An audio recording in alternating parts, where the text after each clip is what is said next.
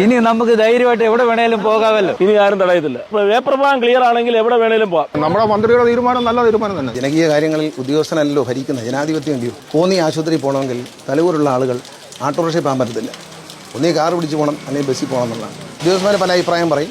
ജനങ്ങൾക്ക് ആവശ്യമുള്ളത് ചെയ്യാനാണ് ജനാധിപത്യം. പിടിച്ചു കഴിഞ്ഞാൽ ഫൈൻ. ഇനിയിപ്പോൾ കേരളത്തിന്റെ ഏത് ഭാഗത്ത് വേണേലും പോകാം. ഓട്ടോറിക്ഷയുടെ സാഹചര്യമൊക്കെ മാറി. പഴയ പോലെ ഓട്ടോറിക്ഷ പ്രാദേശികമായി മാത്രം ഓടുന്നതല്ല. അപ്പോൾ ഈ അടുത്തൊരു ജില്ലയിലേക്കോ അല്ലെങ്കിൽ മറ്റൊരു താലൂക്കിലേക്കോ കയറാൻ പോലും കഴിയാത്ത അവസ്ഥയുണ്ടായിരുന്നു. അത് ഒഴിവാക്കാൻ വേണ്ടി ഓട്ടോറിക്ഷക്കാരെ സഹായിക്കുന്നതിന് വേണ്ടിയാണ് ഇത്തരത്തിലൊരു തീരുമാനം ഗവൺമെൻറ് എടുത്തത്. ഇതിപ്പോൾ ഉദാഹരണത്തിന് പത്തനാപുരം ടൗണിൽ നിന്ന് ഒരാൾക്ക് കലഞ്ഞൂരേക്ക് ഒരു ഓട്ടോറിക്ഷ പോകാൻ പറ്റത്തില്ല നിയമപരമായി. കലഞ്ഞൂർ നിൽക്കുന്ന ഒരാളിന് പത്തനാപുരം ടൗണിലേക്ക് ഓട്ടോറിക്ഷയിൽ വരാൻ പറ്റത്തില്ല. അപ്പോൾ അതൊരു അപ്രായോഗികമായ പരിഷ്കാരമാണ്. എന്നാൽ എല്ലാവരും പോകുന്നുമുണ്ട്, വരുന്നുമുണ്ട്. അവരെ പിടിച്ചു കഴിഞ്ഞാൽ അവരെ ഉപദ്രവിക്കുന്നുള്ളൊരു ഫൈനൊക്കെ വരുന്നുള്ള കാര്യം കൊണ്ടാണ് ഇത്തരത്തിൽ ചെയ്തത്. ഇത് എല്ലായിടത്തും ഉണ്ട്. ഇപ്പോൾ എല്ലാ സ്ഥലങ്ങളിലും നമ്മൾ ആ ജില്ലയുടെ അതിർത്തിയുള്ള പ്രദേശങ്ങളാണ് ഏറ്റവും കൂടുതൽ. മാത്രമല്ല ഇപ്പോൾ ആളുകൾ ഓട്ടോറിക്ഷയിൽ ശബരിമലയിൽ പോകാറുണ്ട്. അതുപോലെ ആളുകൾ ഓട്ടോറിക്ഷയിൽ ഇപ്പോൾ തിരുവനന്തപുരത്ത് ഒരു ഹോസ്പിറ്റലിൽ പോകണം, പത്തനംതിട്ടയിൽ കോന്നി ആശുപത്രി പോകണമെങ്കിൽ തലവൂരുള്ള ആളുകൾ ഓട്ടോറിക്ഷയിൽ പോകാൻ പറ്റത്തില്ല. ഒന്നീ കാർ പിടിച്ച് പോകണം, അല്ലെങ്കിൽ ബസ്സിൽ പോകണം എന്നുള്ളതാണ്. അപ്പോൾ ഓട്ടോറിക്ഷ അതിന് ഓടാനുള്ള സൗകര്യം ഇപ്പോൾ സാങ്കേതികമായ മികവുണ്ട്, കുറച്ച് ദൂരം ഓടാനായിട്ട്. പണ്ടങ്ങനെയല്ല, ഇപ്പോഴതിന് കഴിയും. അപ്പോൾ അത് സാധാരണക്കാരുടെ ഒരു വാഹനം എന്ന നിലയിലാണ് ഓട്ടോറിക്ഷക്കാർക്കും സാധാരണക്കാർക്കും ഇതുകൊണ്ട് ഗുണമുണ്ടാകുന്ന ലക്ഷ്യത്തോടെയാണ് ഗവൺമെൻറ് ഇത്തരത്തിലൊരു തീരുമാനം. അല്ല, അതൊന്നും കാര്യമല്ല. ജനകീയ കാര്യങ്ങളിൽ ഉദ്യോഗസ്ഥനല്ലോ ഭരിക്കുന്നത് ജനാധിപത്യം അല്ലയോ.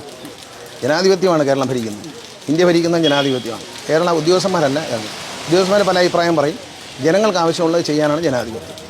നമ്മുടെ ഗവൺമെൻറ്റിനെ സംബന്ധിച്ച് ഇടതുപക്ഷ ജനാധിപത്യം ഗവൺമെൻറ്റിൻ്റെ ജനങ്ങളുടെ ആവശ്യം അറിഞ്ഞ് പ്രവർത്തിക്കും. ഉദ്യോഗസ്ഥന്മാർ ജനാധിപത്യ സർക്കാരുകൾ തീരുമാനിക്കുന്ന തീരുമാനങ്ങൾ നടപ്പിലാക്കേണ്ട മിടുക്കന്മാരായ ഉദ്യോഗസ്ഥന്മാരാണ്. പ്രശ്നമായിരുന്നു. ജില്ലയിൽ നിന്ന് 20 കിലോമീറ്ററിലേ പോകാൻ പറ്റത്തുള്ളായിരുന്നു ഇതുവരെ. ഇപ്പം എല്ലായിടത്തേക്കും പോകാനുള്ള തീരുമാനം സർക്കാർ എടുത്തതിൽ ഞങ്ങൾക്ക് അതിയായ സന്തോഷമുണ്ട്. ഇങ്ങനെ ഒരു തീരുമാനം വന്നത് വളരെ നല്ല കാര്യമാണ്. ഞങ്ങൾക്ക് ധൈര്യമായിട്ട് എവിടെ വേണേലും പോകാമല്ലോ. ഇത്രയും നാളും പേടിച്ചാണ് അടൂർ വരെ പോകുന്നത് പോലും പേടിച്ചായിരുന്നു. ഇനി ധൈര്യമായിട്ട് എവിടെ വേണേലും പോകാം.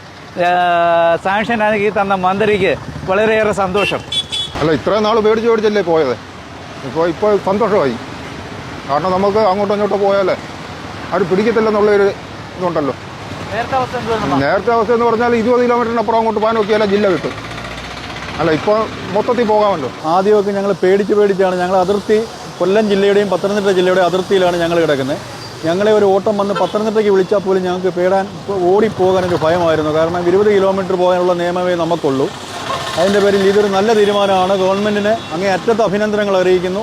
അതുപോലെ ഗതാഗത വകുപ്പ് മന്ത്രിക്കും അഭിനന്ദനം അറിയിക്കുന്നു. ഇങ്ങനൊരു തീരുമാനം എടുക്കാൻ പ്രധാന കാരണമെന്ന് എനിക്ക് തോന്നുന്നത് നമ്മുടെ പ്രിയപ്പെട്ട പത്തനാപുരത്തിന് MLA യും ബഹുമാനിയ ശ്രീ KB ഗണേഷ് കുമാർ ഗതാഗത വകുപ്പ് കൈകാര്യം ചെയ്തുകൊണ്ടാകാം ഇങ്ങനൊരു തീരുമാനം ഓട്ടോക്കാർക്ക് പ്രയോജനപ്പെട്ടത്. കൂടാതെ അദ്ദേഹം ഇലക്ഷനിൽ മത്സരിച്ചത് ഓട്ടോറിക്ഷ ചിഹ്നത്തിലായതുകൊണ്ടാകാം ഓട്ടോയുടെ പ്രത്യേക താല്പര്യം എന്നാണ് എനിക്ക് മനസ്സിലാക്കാൻ കഴിഞ്ഞത്.